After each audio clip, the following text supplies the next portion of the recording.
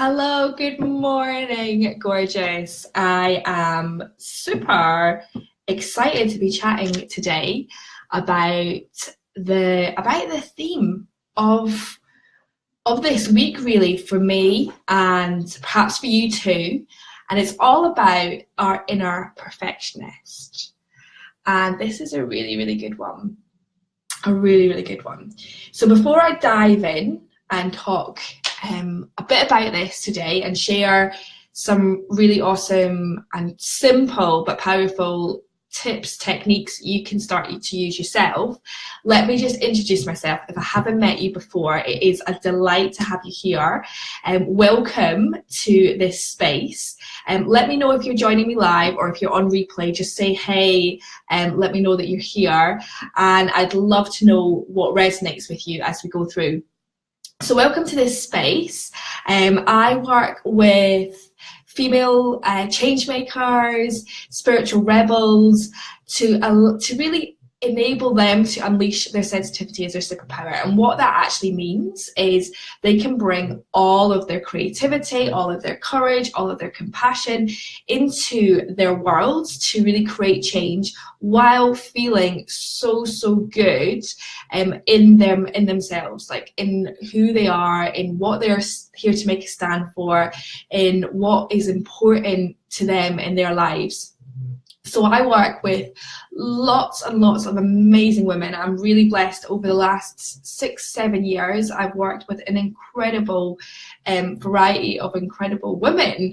And, you know, it's a joy to get to do the work that I'm here to do. And I personally am a very sensitive woman.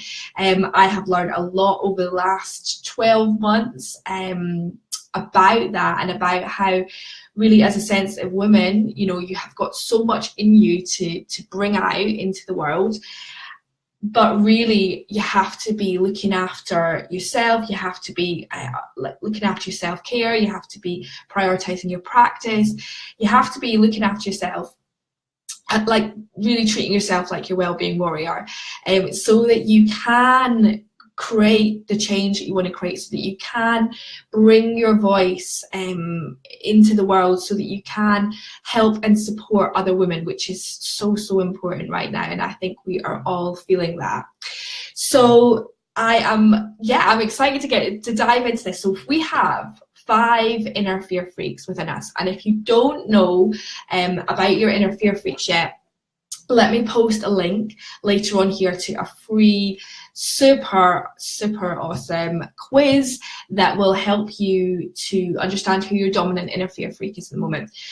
Inner fear freaks there are 5 of them. We each have 5 of them, and they are the inner perfectionist, who we're going to talk about today, people pleaser, drama queen, rebel, and the control freak. Now, it's not something to beat yourself up about. We all have these manifestations of our fears and our experiences, and they have brought us to where we are at right now.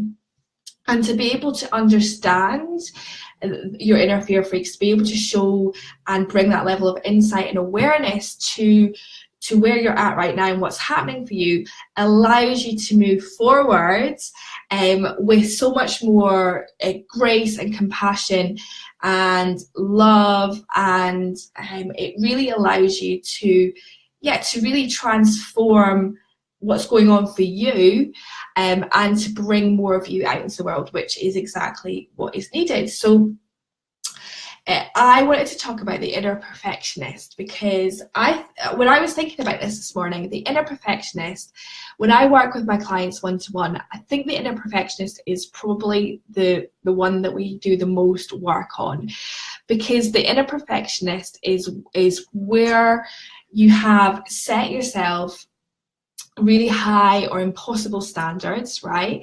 Where you have this need to know more, like I need to know more, I need to be more. The inner perfectionist is what leads to compete and compare, where you are looking around at your peers or people in your life or social media, and you are comparing yourself to what you are seeing or what you're hearing from there, instead of being centered and grounded in yourself and bringing that compassion to you and appreciation to yourself as well.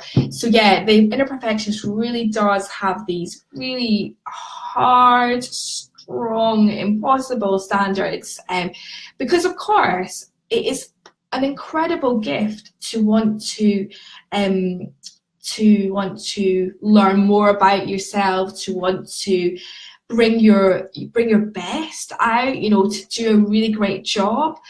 That is a brilliant thing to have, and it's not about letting that go, but it's about looking at where does it turn into a negative, where does it turn into something that's actually holding me back, where does it turn into that these are stories that I'm repeating myself about not being enough, about not being as good as so-and-so, about not having X yet.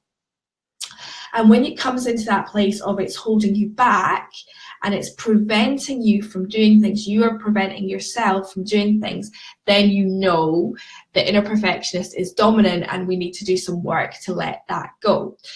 So here's how it might have happened for you. Here's how the inner perfectionist might have shown up. It might have been that, you know, you adopted rather stories that kind of feeds this idea of not being good enough, and those stories have stayed and they just replay and replay and replay. Things like the way we've been brought up, and it's not about passing blame or anything like that. It's about looking, right, okay, well actually let's look at our school system. There is a lot of work that can definitely be done there to let go of these very, very high standards and treating everybody the same. And of course, we're also uniquely individual in terms of our talents and our creativity and our intelligence. So really the school system has a lot, you know, the way we've been brought up through the school system will have played a big part in our inner perfectionism and how we hold off from doing things. We stop ourselves from doing things. We're competing against people that you know are having a completely different experience to us, right? Never enough. No matter what you do, it is never enough. Listening out for the stories about what you've heard from other people as well, you know, that you've picked up from childhood about how it's never enough when you do this. You've got to do, you know, no matter what you do, you've got to do a bit more. You've got to, just looking out for those stories and being aware of those stories. With my sisterhood, which is the group coaching program that I run, the group online community, we really unpack a lot of this in the origin stories. So looking out for those origin stories, like where has this come from? Where has your inner perfectionist come from? So yeah, there's so much that can be wrapped up. Other people's expectations, your own expectations. One of the biggest places that I see this happening are from myself, you know, from my own experiences with my clients, is procrastination. And procrastination is killer for our creativity, for our compassion, for our courage.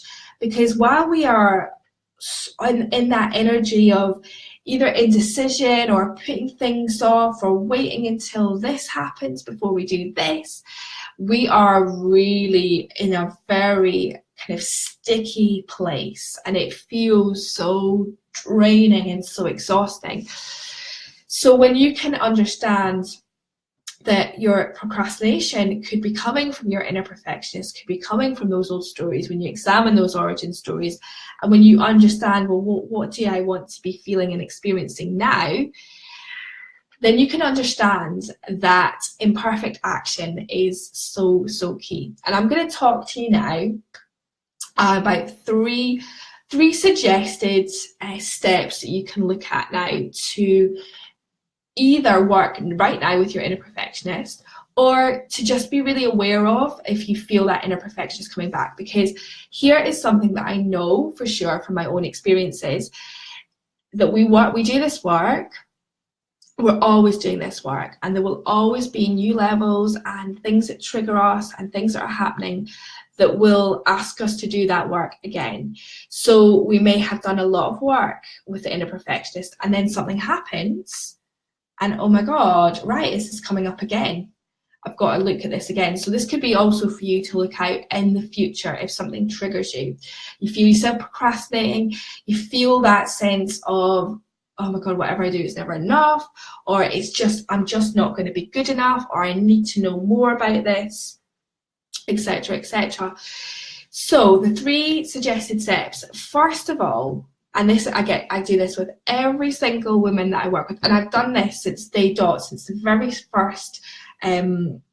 first group programs that I worked on when I first started off. Achievements. To be able to, sit down at the end of your day and journal 10 achievements, 10 things that you did that day that you are so proud of.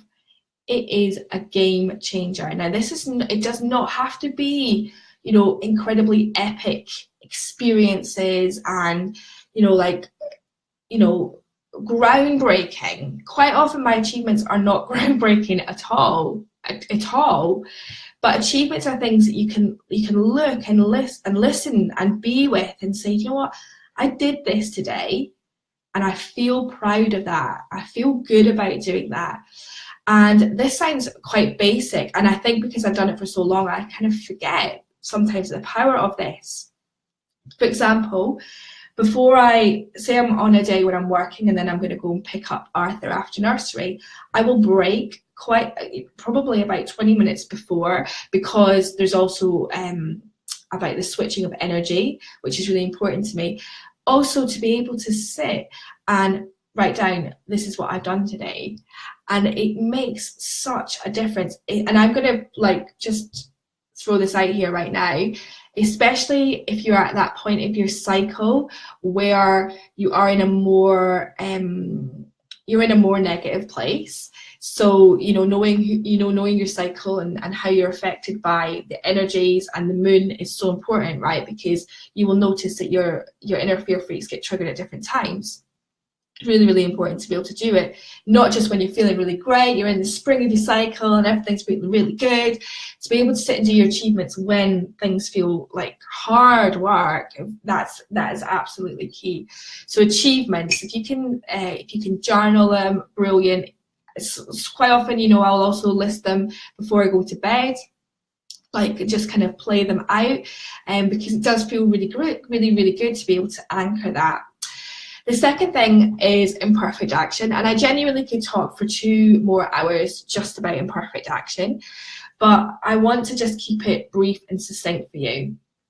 Imperfect action means you are willing to show up in whatever area of your life, in your work, in your relationships, and do and take an action that it might not feel perfect. In fact, it probably won't, but you are doing something.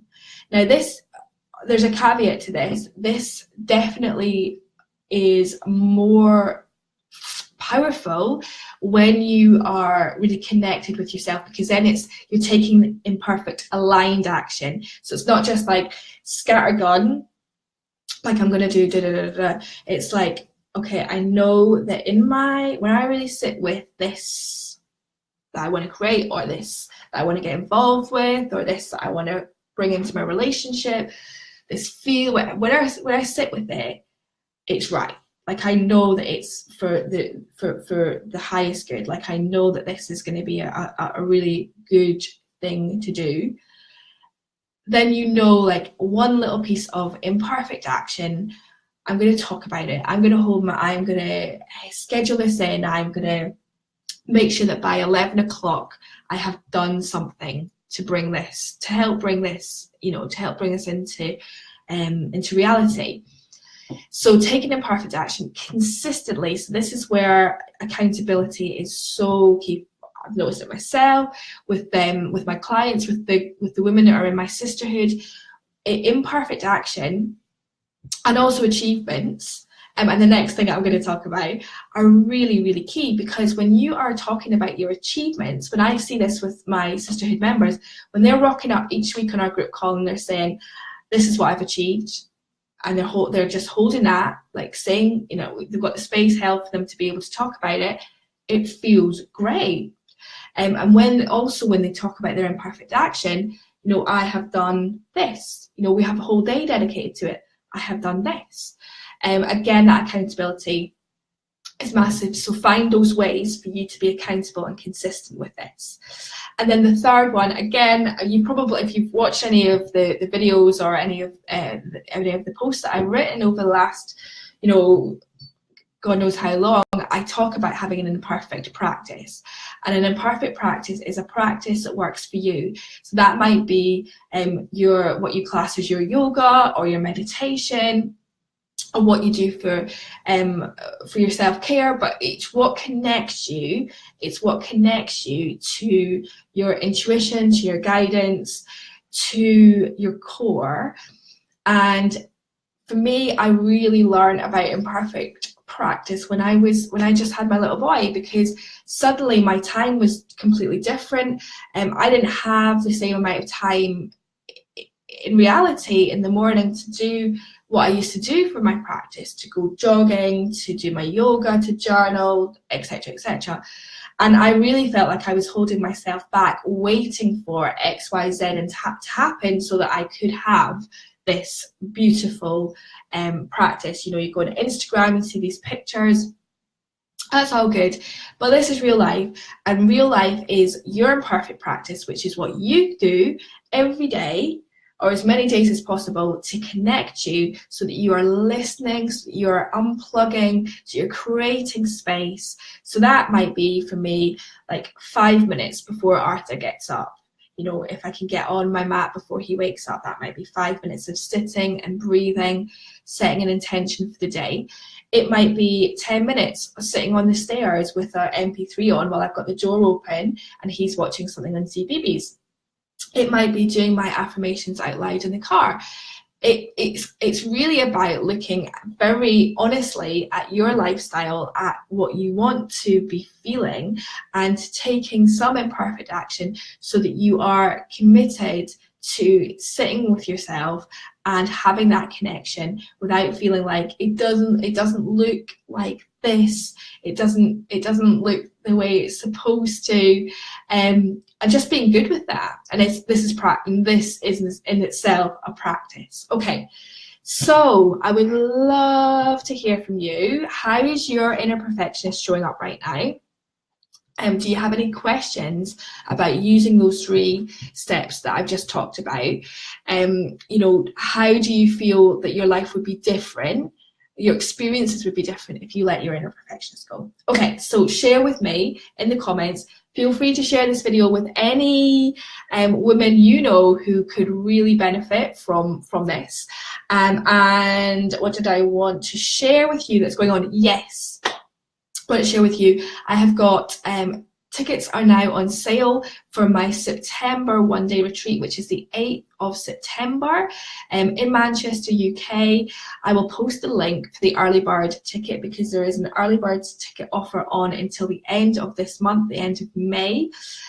So the investment cost for the day, including lunch, refreshments, and also a supporting, we've gotten the words, an MP3 practice support before and after the retreat day is 147 for the investment price.